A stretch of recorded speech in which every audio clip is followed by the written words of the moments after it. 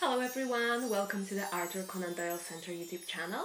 My name is Kat and today we will continue with our major arcana cards. So with the last video we finished off with the death card, and to be honest I did not realize the whole thing stopped recording, so I was talking to myself for at least half an hour. So yes, well, at least now I hope it's recording, and today I will go through the death card. So I will just quickly recap the death card and then we will go all the way through until the end, so the world card, and that will be our major arcana cards done. So let's get started. If you want to learn a bit more about this video, I would recommend going to the previous one, because this is the second part and there's an introduction to the major arcana. So if you're not too familiar with it, I would recommend you to go back to the first one. But with this one, I will just continue going through the cards. So last time we finished off with the death card. So just very quickly, I will show you the card. I hope you can see it. Okay, there we go. So just to quickly summarize the death card. Death card number 13, I know, not the best energy you would think, but the death card is all about transformations and endings and new beginnings as well. And actually one thing that I have noticed today is that the death card and then the Knight of Cups, they are very similar cards. So if you have a deck, take a look at the Knight of Cups, take a look at the death card, and you will see the similarity. But just to summarize it, endings, new beginnings, transformations. And I think I'm talking more about it in the previous video. So let's move on to next card, and this will be the Temperance card, so number 14. Here we go.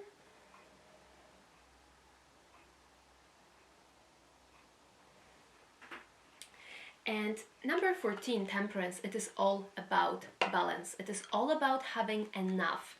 So when we look at the illustration, we see the angel pouring from one cup to another. And it's all about having enough to pour from one cup to another. But if you don't have enough, then you will not fill up the cup. Yet if you have too much, it will spill and it will go to waste. So it is all about having the right proportions, having the right balance of elements.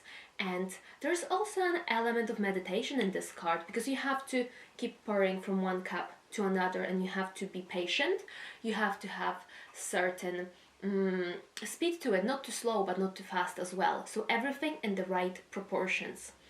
Another thing about this card is that this angel has one of the feet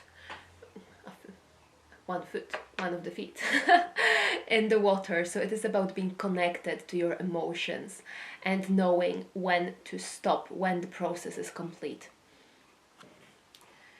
In a tarot reading, I would say it's all about balance. It's all about the right amount.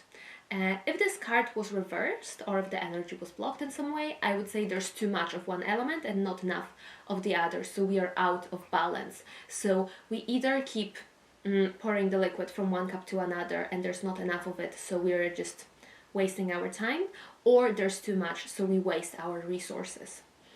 Another thing, perhaps there's not enough patience, so instead of doing it properly, we are just throwing all the cups around and nothing gets done properly. So patience, balance, when the energy is blocked, not being patient, being very reckless and being out of balance.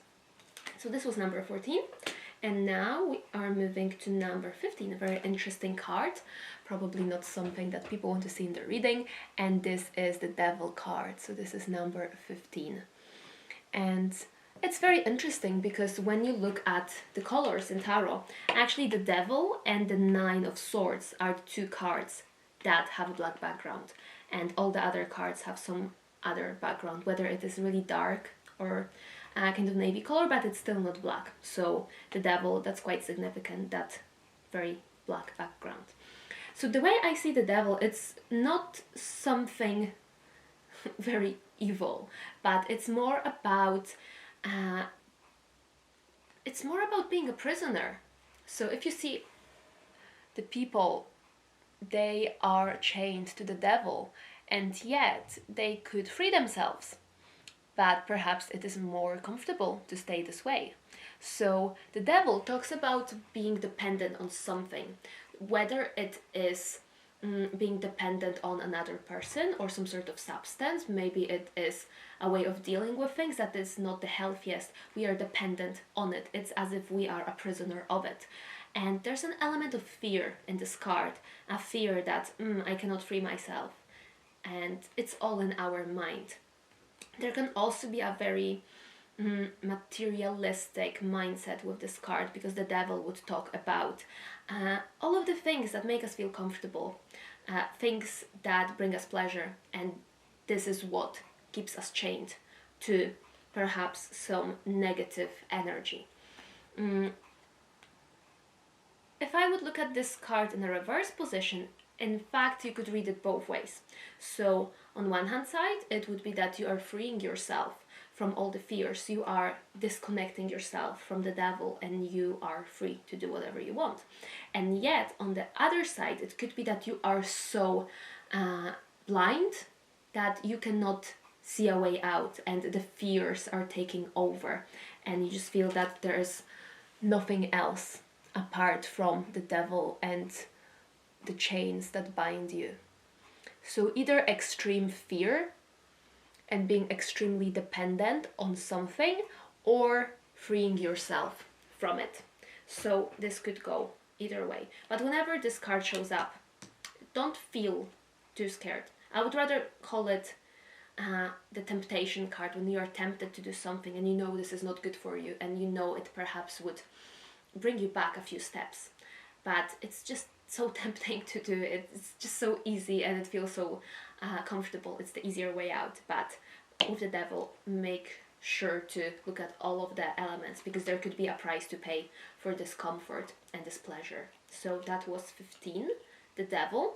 And after the devil, well, we have the Tower card, another one that people don't really want to see, but it is necessary. So we have number 16, and this is the Tower. In fact, if you watch a lot of tarot readings on YouTube, you will know about the the tower moment. When somebody says, oh yes, the tower moment is coming. So you can see that the tower is being struck by lightning, and there are two people who jump out of the crumbling tower. And the main energy of the tower, it's something unexpected, something sudden. When it hits you like a lightning bolt, you would never expect it, and things are crumbling, things are changing, things are just ending, and you have no choice. You have to jump out of that tower, otherwise you will be trapped. So the tower can bring very unexpected events. It can bring shocking events, things that you would never expect, things that throw you out of your comfort zone. So while with the devil it was being in the comfort zone, it was something that was nice and easy and comfortable, the tower says no, not anymore. I will bring on this situation where you are forced to jump out and you are forced to rebuild the tower. And this is actually the potential in the Tower cards, that whatever was built on shaky foundations, now you're able to start again. It's a new opportunity. Of course, there will be some chaos, there will be some unpredictable events, but sometimes it is for the better. And it is a sign from the universe that we just cannot keep building on faulty foundations. If I would look at this card reversed, or perhaps when the energy is blocked, the one way to interpret it is that this is an inner tower moment. So it's not the tower outside of us that is crumbling, it is something within us. A certain way of looking at the world, certain mindset, and by changing it, we have to kind of reshuffle everything else in our mind, and we realize that maybe we have been wrong about something, maybe we started the whole net of our beliefs on some false foundations, and this can be really shocking and upsetting for us. Another way to interpret this card in reverse, I would say it's trying to avert disaster, and sometimes you can do it, but sometimes it's as if the bricks are falling off the tower and you're trying to hold it and be like, no, I just stop falling, and there's no way. And if you keep holding the tower, eventually, who knows, maybe you will hit by a brick. So it's better to leave it, let it be destroyed, and start all over again. But whenever this card shows up, yeah, not many people like to see it. Sometimes I like to see it, because it's freedom in some way. It is shocking freedom, and it is very unexpected and very uncomfortable freedom, but afterwards you will feel better, because it's as if the last resort. You have to jump out of the tower and you have to rebuild it, and it's for your own good. So don't be afraid when the tower shows up, because after the tower, so tower was number 16, we have number 17, and this is the star. So let me show it to you. Does it focus? Let's hope it will focus. If not, you can always check in your own deck.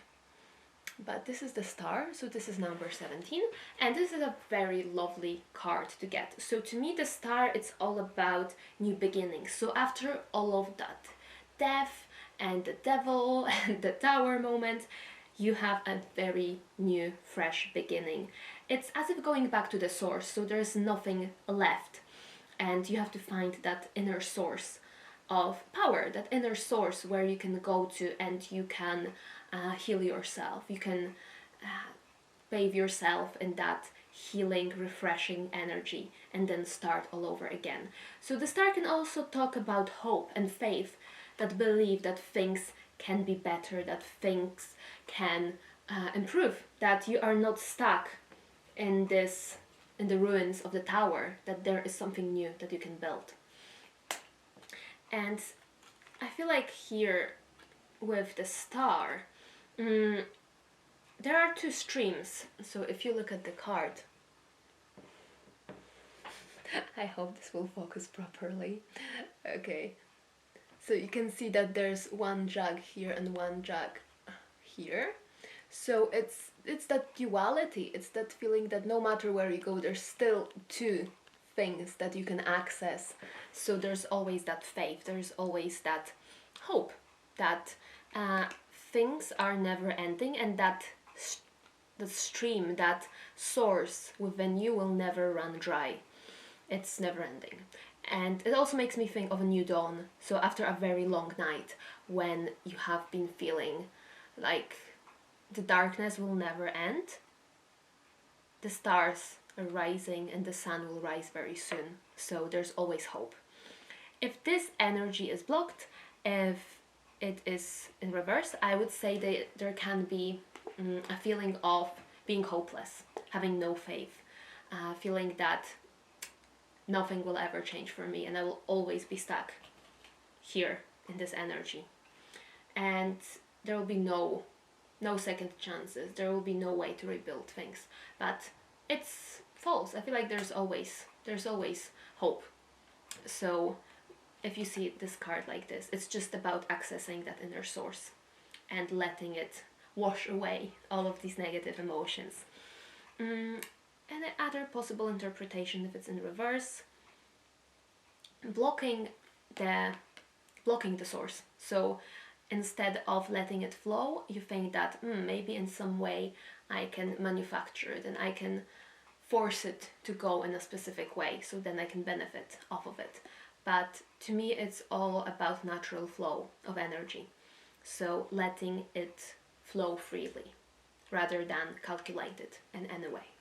But in general, the star number 17, all about faith, hope, new beginnings, and rebuilding things after some difficult period of time.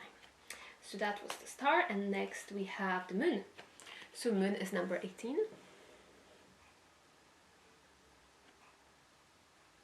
Okay, I think you can see it more or less. I think it's quite a popular card. You can see it quite often on some illustrations or some products. But moon with number 18, it's a very interesting card because it has a very, I would say there's a dual energy to it, because on one hand side I see the moon as very creative energy.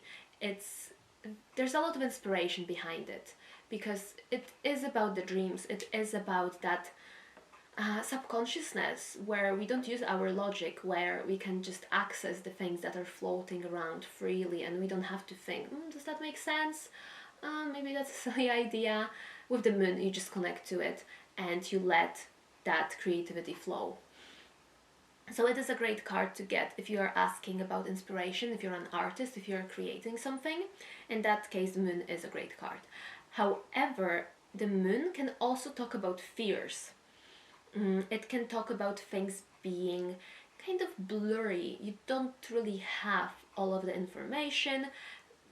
Things are confusing. It's as if you're in the middle of the night and you're trying to describe colors of the things around you, and you can't do that because you only have the moon as the source of your light. And in moonlight, things look different.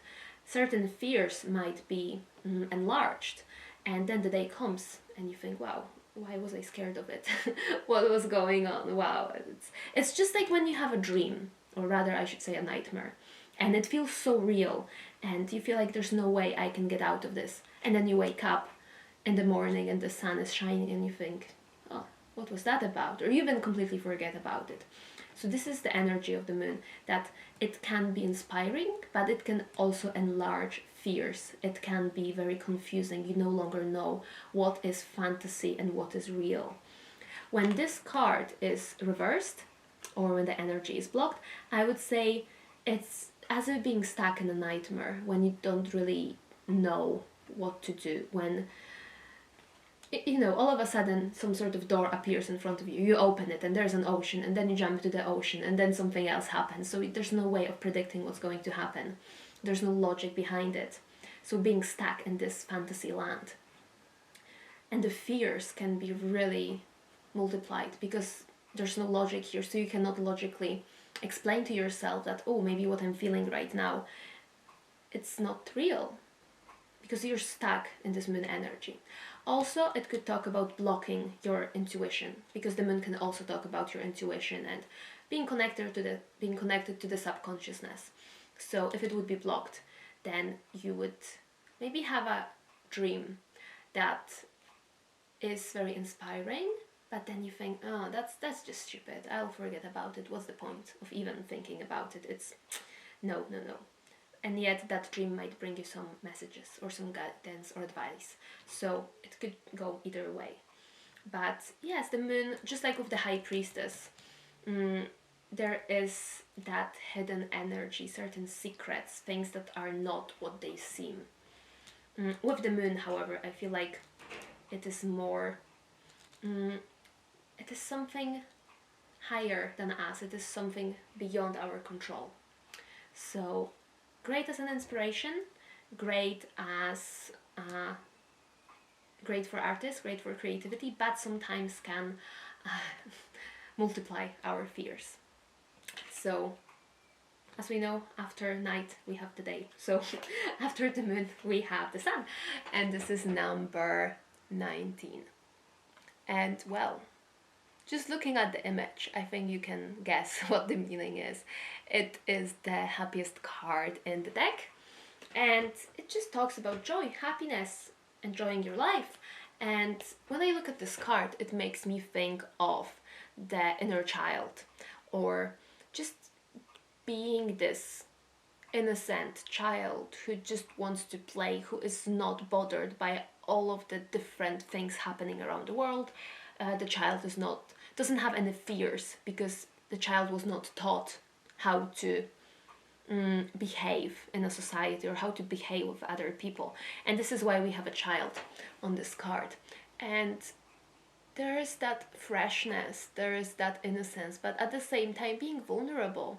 Because imagine if you are just going through your life being very optimistic and happy, and you encounter people who are not like that, and it can be difficult to stay optimistic all the time, or be that sort of person when you're having to deal with, let's say, people who are more like the tower energy or the devil energy, who will always find something hidden, something negative. So with the Sun card, it's all about happiness and looking at the bright side of life, and just enjoying life. That's what I would say. When this card is blocked, or when it's reversed, I think of it either as lack of optimism, but still, even if the sun is behind the clouds will eventually disappear. They will move away. So there's still that optimism, but it's slightly hidden.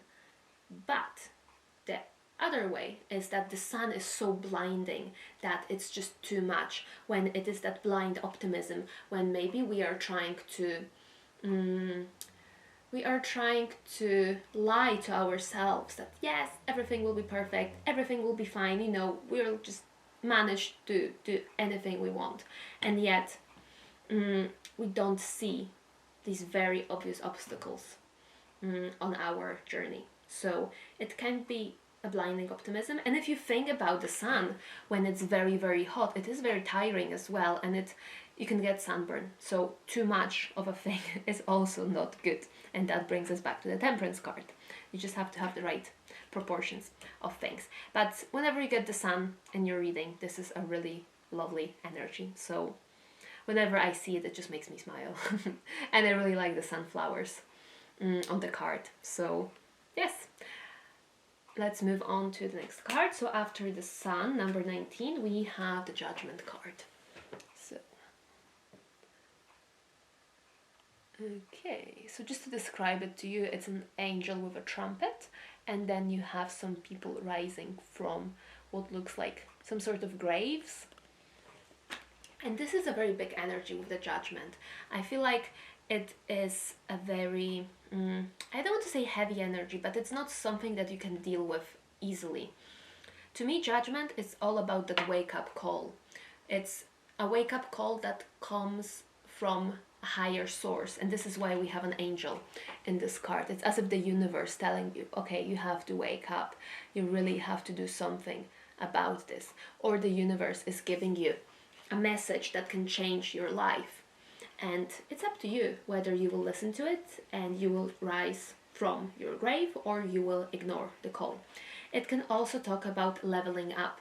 It's as if you've been through all of these different lessons with all of the other cards in the major arcana, and now you have realized how to implement them in your life. So instead of just going through the lessons one by one and being so focused like this, with the Judgment, it's as if, oh, now I can see, now I know how I can apply what I have learned in my daily life. So it is also a card of freedom, breaking free from any limitations, because now you know the truth, now you know the answers. However, when this energy is blocked or when it's in reverse, I would read it as you have heard the wake-up call, but you don't really want to act on it. It's as if the universe has set up an alarm clock and it's 6 a.m. or 5 a.m. and it's still dark and you just want to sleep and you're just like, oh my god, I will just ignore it. But the alarm keeps ringing. You cannot ignore it.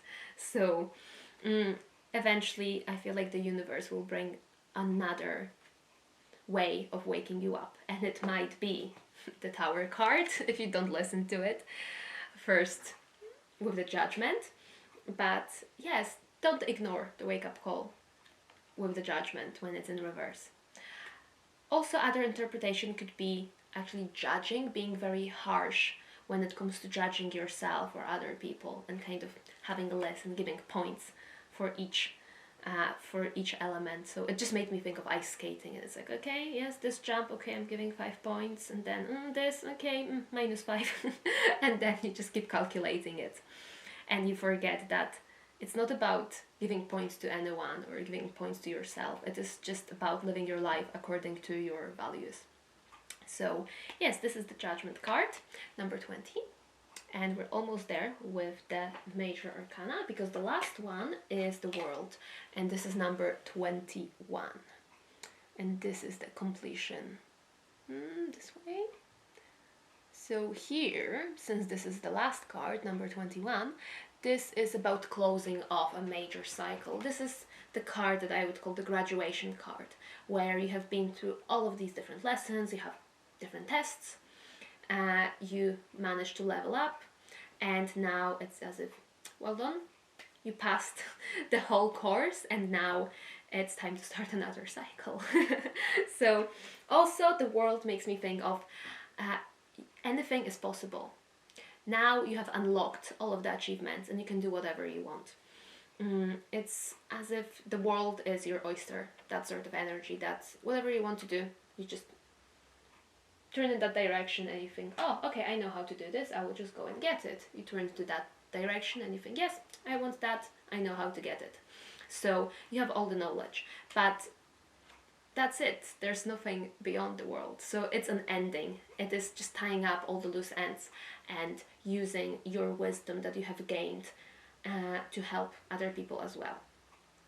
Also, it makes me think of ending major karmic cycles, when you have learned karmic lessons, when you have been through different things, and now you see, okay, I've always been repeating the same pattern, and now I will do it different, and now I am free from this. Because that's what this makes me think of, when you are going round and round in circles, and there's no way out. But thanks to all the wisdom that you have gained, you can choose a different path and free yourself. And this is one of the interpretations of this card when it's reversed or when it's blocked. It's when we are stuck in a cycle and we don't really know how to get out, or maybe we don't want to get out because we are scared what lies beyond.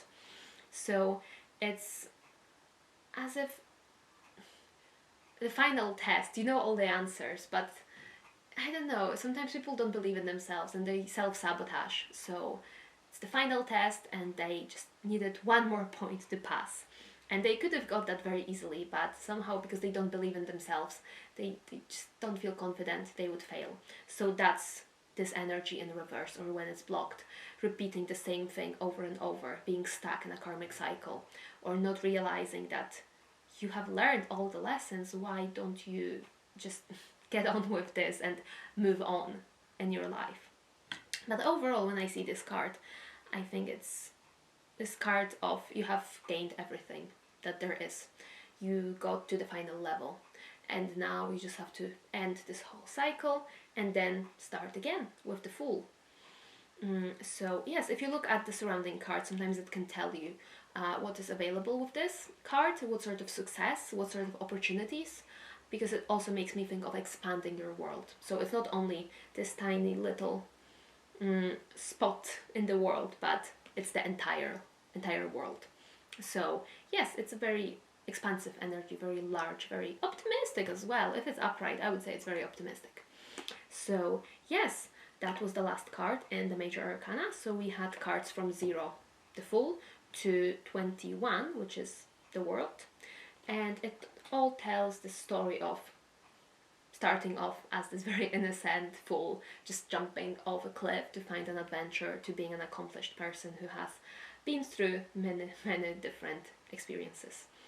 So yes, these were the Major Arcana cards, and whenever they show up in the reading, I would really pay attention to them, because these are very big energies. This is something serious. It's not just an everyday matter, not just everyday life thing. It's a rather something out there with the universe.